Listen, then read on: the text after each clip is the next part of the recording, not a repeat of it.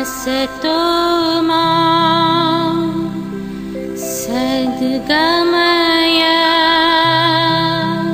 असत्य से मुझे सत्य की ओर ले जा। तमसो मा ज्योतिर्गमय। अंधकार से मुझे प्रकाश की ओर ले जा। मृत्योर्मा अमृतं गमय। मृत्यु से मुझे अमरता की ओर ले जा।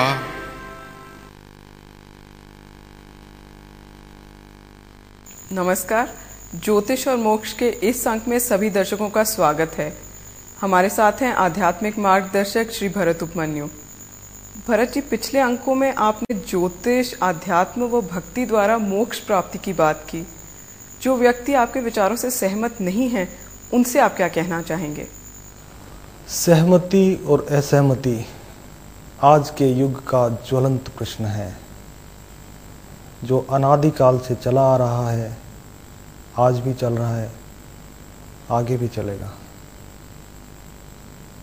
आज के युग में तो दो व्यक्तियों का भी आपस में सहमत होना एक कठिन बात है।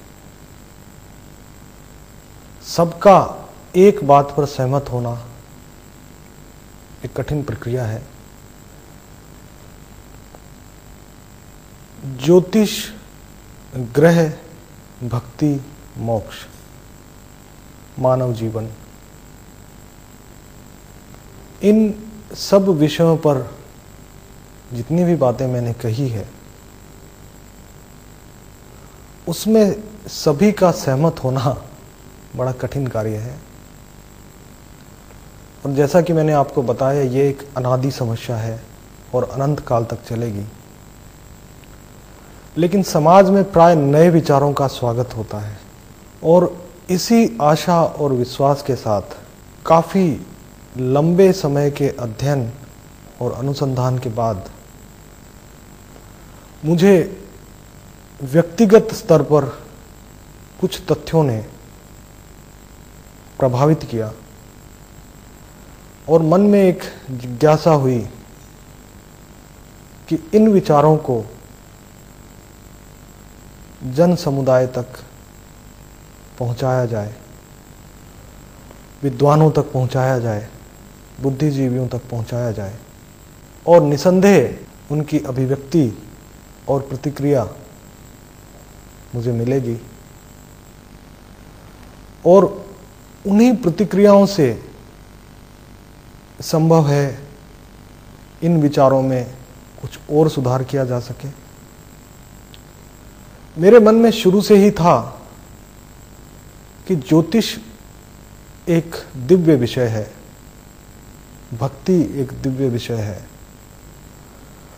और मोक्ष प्राप्त करना एक दिव्य विषय तो है ही, दुर्लभ भी है, और उसके बारे में आजकल कोई प्रचार भी नहीं है, और ना ही ये बताया जा रहा है कि उसको कैसे प्राप्त किया जा सके। क्योंकि जन समुदाय में ज्योतिष बहुत प्रचलित है, और ज्योतिष के माध्यम से कुछ श्रोता जुड़ पाएंगे, ऐसा मुझे विश्वास था। उन श्रोताओं को, उन सब बंधुओं को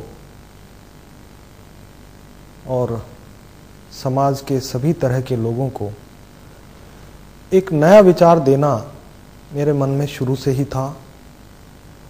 उस विचार को ज्यों का त्यों मैंने रखा है, बिना किसी मिलावट के।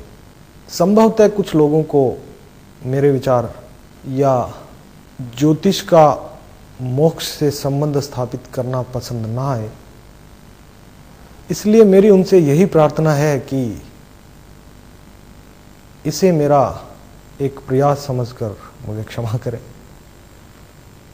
लेकिन कुछ लोग जिन्हें इस विषय में जरा भी नहीं मालूम, कम से कम उनको भक्ति मार्ग को जानने का, अपने ग्रह राशि या व्यक्तिगत अनुभूति के अनुसार अपना भक्ति मार्ग चुनने का मौका मिलेगा। इसी प्रयास को मन में रखते हुए ऐसी गतिविधि करने का मैं दुस्साहस कर सका हूं। इसमें न्यूनाधिक के लिए मैं सभी विद्वत जनों से, गुरुजनों से, संत जनों से क्षमा प्रार्थी रहूंगा, ऐसी मेरी भावना है। भरत जी, क्या ज्योतिष के माध्यम से भक्ति करने का कोई निश्चित लाभ है? ज्योतिष के माध्यम से भक्ति करें, गुरु के माध्यम से भक्ति करें या अपनी अंतः प्रेरणा से भक्ति करें, भक्ति का निश्चित लाभ मानव जीवन की ईश्वरीय गारंटी है, क्योंकि ईश्वर स्वयं भक्ति में ही रहता है। मानव जीवन में निश्चित तो कुछ भी नहीं है, लेकिन भक्ति मार्ग को प्राप्त कर लेने से ईश्वर की उपलब्धि, स्वयं साक्षात्कार, मोक्ष की प्राप्ति और सुखी जीवन, यह सब प्राप्त होना अवश्यंभावी है। इन सब को प्राप्त करने से भक्ति मार्ग पर चलने वाले व्यक्ति को कोई नहीं रोक सकता, क्योंकि मानव जीवन की श्रेष्ठतम उपलब्धि भक्ति है। भक्ति के अतिरिक्त प्रत्येक वस्तु अनिश्चित है। कहा गया है कि मानव जीवन के मूलतः 4 ही उद्देश्य है, 4 ही चीजों की प्राप्ति हो सकती है: धर्म, अर्थ, काम और मोक्ष। इसमें काम और धन या अर्थ भाग्य की देन है, पूरे कर्मों के माध्यम से ही वो मिलते हैं।